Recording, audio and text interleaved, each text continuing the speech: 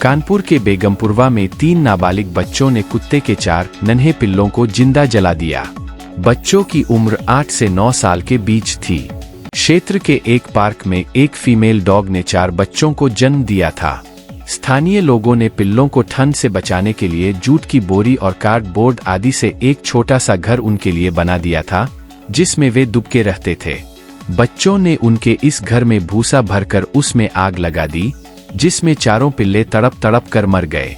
उनकी दर्दनाक आवाज सुनकर स्थानीय लोग जमा होने लगे तो पिल्लों की मौत का मजा ले रहे बच्चे डर कर भागने लगे, लेकिन लोगों ने उनमें से एक को पकड़कर पुलिस के हवाले कर दिया। जानवरों के लिए काम करने वाली सामाजिक संस्था उम्मीद एक किरण ने किदवई नगर थाने में इस मामले में तहरीर दी। मामला पशु क्रूरता अधिनियम के तहत 428 और 429 की धारा का था, जिसमें से धारा 428 में 2 साल की सजा का प्रावधान है, जबकि धारा 429 में 5 साल की सजा है। इस मामले में आरोपी को थाने से ही जमानत मिल जाती है, लेकिन इस मामले में चूंकि बच्चे माइनर थे इसलिए बच्चों को पुलिस ने अरेस्ट नहीं किया। गौरतलब है कि बचपन सबसे संवेदनशील अवस्था है। जीवों के प्रति प्रेम सबसे ज्यादा बचपन में ही उमड़ता है। बड़ों के मुकाबले बच्चे कुत्ते, बिल्ली, तोते आदि पालने में और उनके साथ खेलने में सबसे ज्यादा खुशी महसूस करते हैं। उनसे बिछोह भी उनको बर्दाश्त नहीं होता। मगर यह घटना संकेत करती है कि बच्चों की मानसिकता और संवेदनशीलता के स्तर में बहुत बड़ा परिवर्तन हो रहा है, जिस पर माता-पिता, टीचर्स या अन्य लोगों का ध्यान नहीं जा रहा है। बच्चों में क्रूरता बढ़ रही है।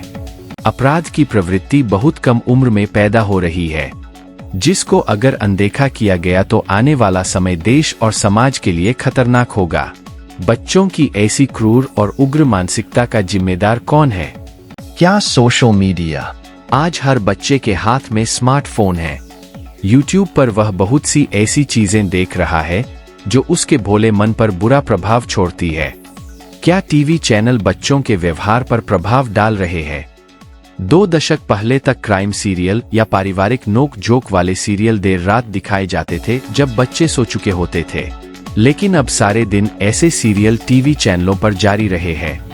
जो सीरियल चल रहे हैं उनमें एक दूसरे की खिलाफ साजिश, मार धाल, गाली गलौच और मौत का तांडव चल रहा है। शक्तिमान, स्पाइडर मैन आदि सीरियल भी हिंसा को ही पोषित करते हैं और कुछ नहीं। इनके अलावा ऐतिहासिक सीरियल भी कमोबेश हिंसक विचारों को ही बहाते हैं। उन्हें देखकर बच्चों के मन में भी ऐसे ही हीरो बनने की इच्छा बलवती हो जाती है। उन्हें यही लगता है कि कोई जरा सा भी सिर उठाए तो उसे खत्म कर दिया जाना चाहिए। इस तरह आराम से जिंदगी जी जा सकती है। इसके अलावा न्यूज चैनलों में भी दुनिया में चल रही लड़ाइयों के दृश्य परोसे जा रहे हैं। रूस यूक्रेन युद्ध, गाजा और इजराइल का भीषण युद्ध, बमों के धमाके, घायल चीखते मरते लोग, गिरती इमारतों के भयावह दृश्य, कोई अच्छी खबर, कोई आशावादी बात, कोई आविष्कार, कोई सकारात्मक बात कहीं नहीं हो रही है। बच्चे इन न्यूज चैनलों और सीरियलों को देखते हैं। इनका बुरा प्रभाव भी उनके दिमाग पर पड़ रहा है। कभी कभी घर परिवार अथवा समाज से मिलने वाले तिरस्कार से बच्चे कुंठाग्रस्त होकर भी इस प्रकार हिंसा के मार्ग पर चल पड़ते हैं। यहाँ बदले की भावना प्रमुख कारण होती है। ऐसे बच्चों को प्यार व दुलार की आवश्यकता होती है। डॉक्टर सुगंधा गुप्ता कहती है, आमतौर पर जो बच्चे जानवरों के साथ दुर्व्यवहार करते हैं, उन्होंने या तो खुद दुर्व्यवहार देखा है या अनुभव किया है।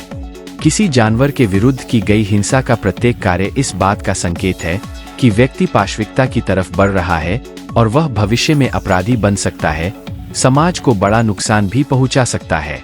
1970 के दशक से अब तक क्राइम के क्षेत्र में जो अनुसंधान हुए हैं, उसमें बचपन में जानवरों के प्रति क्रूरता को बाद में अपराध, हिंसा और आपराधिक व्यवहार में बदलते देखा गया है। पशुओं के प्रति क्रूरता को चेतावनी संकेत के रूप में रिपोर्ट किया गया है।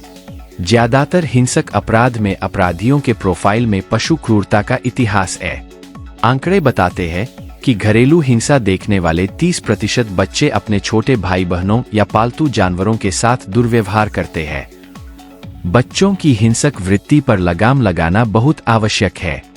घर में माता पिता को चाहिए कि हिंसा से भरपूर कार्टून के स्थान पर बच्चों को संस्कार देने वाले कार्यक्रम देखने के लिए प्रोत्साहित करें। मारधार वाले सीरियल कम से कम समय के लिए देखने दें। उन्हें बार बार समझाएं कि हिंसा से किसी का भला नहीं होता बल्कि नुकसान होता है। मिलजुल कर भाईचारे से रहने के लिए शिक्षित करें। स्कूल या खेल के लिए जाते समय चौकस रहें कि बच्चे ऐसा कोई हिंसा करने वाला हथियार अपने साथ न ले जाएं। विद्यालय में टीचर्स को भी चाहिए कि किसी बच्चे में हिंसक प्रवृत्ति पनपती दिखाई दे तो फौरन उनके माता पिता तथा स्कूल अथॉरिटी को सूचित करे ताकि इस मनोवृत्ति पर समय रहते लगाम लगाई जा सके। समय समय पर बच्चों की काउंसलिंग कराने से भी उसके मन में आए कुंठा अथवा एग्रेसिव भावों को नियंत्रित किया जा सकता है। इस खबर में आज इतना ही। इसी प्रकार की ताज़ा खबरें जानने के लिए हमारे चैनल को लाइक और सब्सक्राइब करना न भूलें। धन्यवाद।